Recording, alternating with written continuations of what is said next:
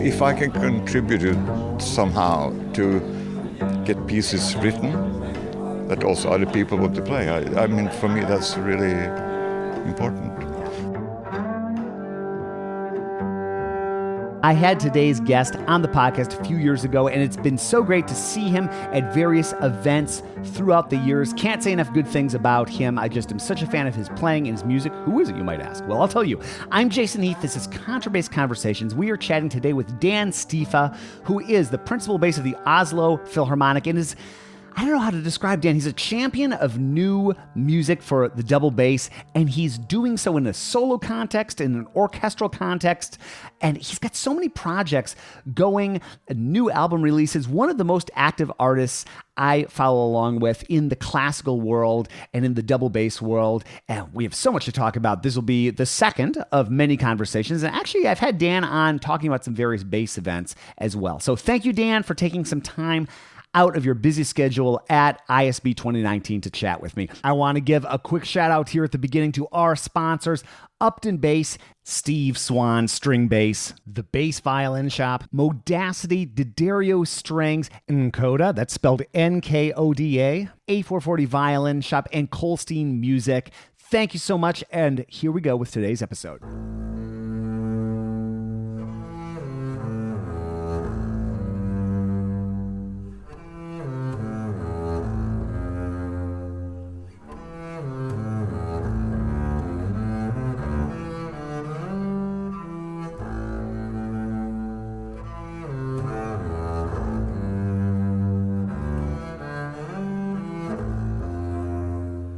Dan, I've had you on the podcast maybe 2 years ago or something like that. Yeah. And I met you for the first time. I'm a big fan. I met you for the first time in Prague at Bass Europe. I believe that was 2016. Yeah. And it's just been fun to follow along with you. And you seem to have so many recording projects and new commissions. And you're really one of the people, in my mind, that's the most active in bringing new music into the double bass world and recording. So welcome again. Good to have you. Thank you. It's my pleasure being here.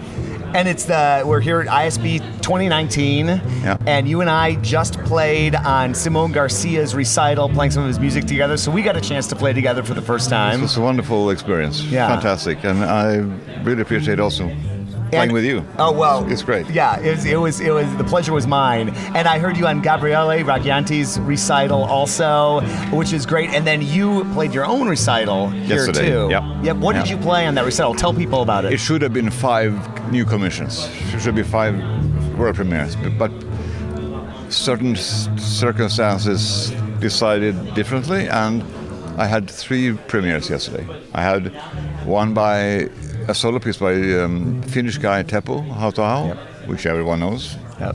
I had one by Simon Garcia, a duo for me and piano with Shusha Balint. He wrote it in the memory of the English composer that just died, Tony Osborne. It was a sad piece. Okay. And then I had a new premiere by the wonderful Rufus Reid.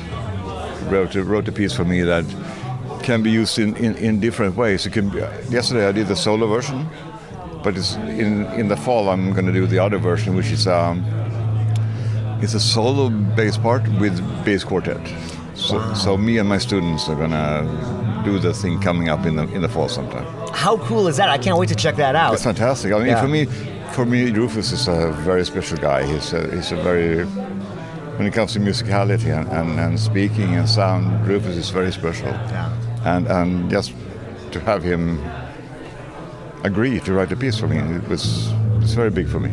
It's wonderful. One of my favorite artists, and I remember when I was 19 years old, I was at Northwestern University in Chicago, where Rufus went to school, by the way. Oh, really? And I remember he came up to me and to the other bass player in the jazz band and gave us some recordings. They were on audio cassette at that time, and just spent some time with us and worked with us, and just one of the most warm and open He's incredible. artists. He's wonderful. Yeah. But also, just as a person, he's one of the most wonderful guys I met in my life. Yeah. But can I ask you one thing? Do you consider yourself a jazz player or anything? I am definitely a classical player primarily. I played some jazz in college, but very little since. So I consider myself a little bit more of an amateur jazz player. I can make my way through some changes, but so you're like me. Yeah. Okay. Yes. I think we share a lot in common. Exactly. But I love jazz, and I love exploring pieces that combine jazz elements, and I know you're the same. Yeah, I do, definitely. Yeah. So for having people like Rufus and Teppo write for me, which are basically jazz players, I mean, for me it's very exciting, and for me it's also very developing. I learn a lot. That wonderful 4-CD tribute to Teppo that you and Alberto and so many others played on, Kioi, the long list. I saw that there was a concert in Prague back in 2016, tribute to Teppo, and I know that other events have been like that. And I just love his musical language. It's so interesting and to explore. And that was just a lovely recording, and your contributions to that recording really phenomenal. We did also a concert like that in ISB the year after. Yeah. And unfortunately Teppo couldn't be there. Yeah. But for us in the community, Teppo has given so much, and he's written so much, and he writes for. He asked me, and he says, if you want, I can send you a new piece every week, and he would, but I mean, I don't need a new piece every week, but in between it's fantastic, it's wonderful, and Teppo, his language has, well, first of all one of the first pieces he made, the cadenza. I mean, that's changed the bass world. Yeah, in my eyes completely. Absolutely. And what he does afterwards is maybe very different. But what he has done over the years is a wonderful contribution to the bass society. Yeah, and such a clever musical language. There's so many jokes, kind of within the music. Some of his pieces are incredibly short. Some of them, and just explore the timbres of the bass in such interesting ways. Yeah, no, he's amazing. I just wish he could play more himself. He has some problems with his hands, so he doesn't play much more himself, which is a pity. But he writes. And there are so many. So he's a favorite. One of our modern masters of double bass literature. And you've explored so many others. Too many to list. But who are some of your other favorites that have come? I know that am I remembering right? Is it the Matheson Concerto back in 2011, 2012, around there? Matheson is a very big thing for me. He's one of the big composers in Scandinavia and Northern Europe, and his composition for me was wonderful, and it's a big thing. It's a 30-minute long concerto, and what I'm glad for is also that I'm not the only one playing it now, but people like Edison Ruiz and Gunnars is playing it, and other really great players are playing it, and for me it's if I can contribute somehow to get pieces written that also other people want to play, I mean, for me that's really important. Yeah. And now I have two other really big concertos. I have another Swedish guy called Fredrik Högberg, and he's written a piece for me which is for bass and string orchestra, and it's a mixture of jazz, blues, and Frank Zappa, and it's fantastic. It's wonderful.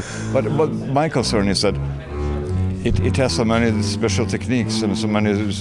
It takes so much time to practice to get it in that I'm afraid no one else is going to play it. Yeah, and that would be a pity because I think so far he's the only one who's done it, and he did it 8-9 years ago, and that's a pity.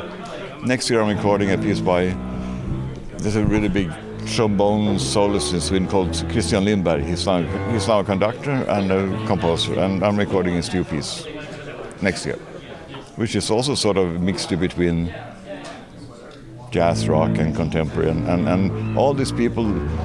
I mean, you cannot say anymore if it's classical or if it's jazz or if it's, you can't, because they all mix in the different languages. Yeah. It's I love the musical language of Frank Zappa. I've been a huge Frank Zappa fan ever since I was in high school, and I loved how and it's great to see his music be explored in general, but in the bass world too. It's super, wonderful. Yeah. But I mean, for me, Frank Zappa was a musical genius. I think it was incredible. Yeah.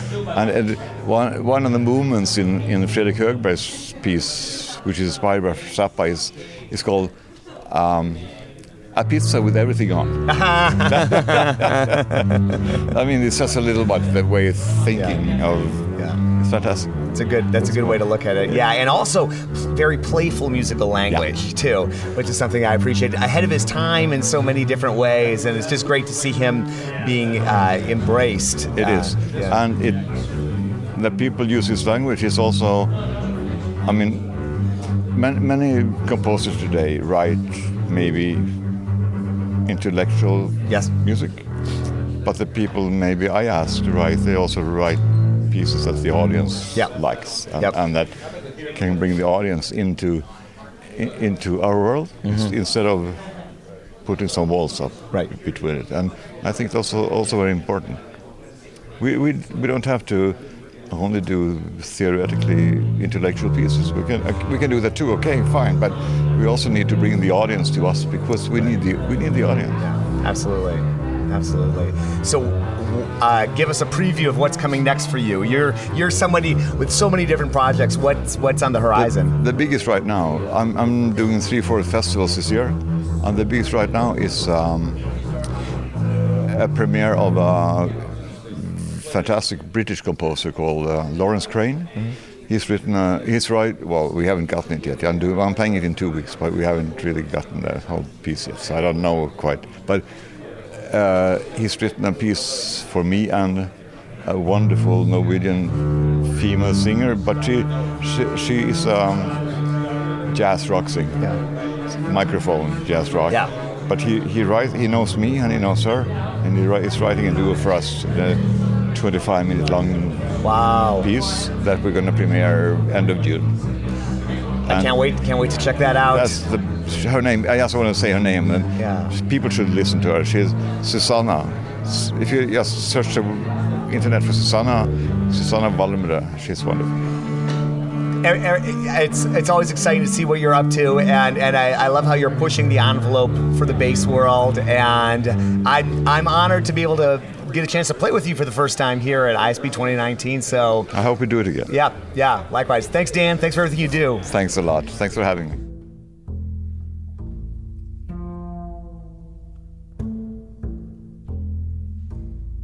Dan, thanks again for chatting. I'm a huge fan of what you do, and we have links in the show notes so you can learn more about Dan and his various projects and his body of work. And I got a chance to play, I can't remember if we talked about this in the episode or not, but I got a chance to play in a bass ensemble with Dan for the first time. And I'm up there playing and I'm thinking, I can't believe I'm playing with Dan. And I was playing with Gabriele Raggianti and so many of my other bass heroes. So I just feel so honored to not only be able to cover people like Dan in my bass journalist sort of role that I've invented for myself, but also to perform with him.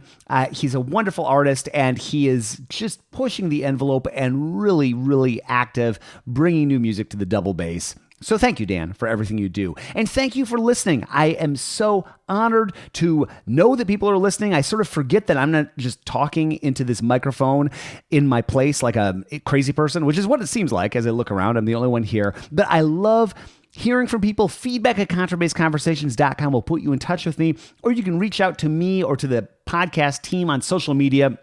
Everywhere you hang out, I'm sure we're at. Facebook, Twitter, Instagram, all those kind of places. So thanks again for following along. And thank you to the team. Contrabass Conversations is produced by Michael Cooper, Steve Hinchy, Trevor Jones, and award-winning bass maker Mitch Mooring. Learn more about what he does at mitchmooring.com. And thank you also to Krista Copper of the Backstage Creative Podcast for her work cataloging and archiving everything we do here on the podcast. I'm your host, Jason Heath, and we will see you again soon for more life on the low end of the spectrum.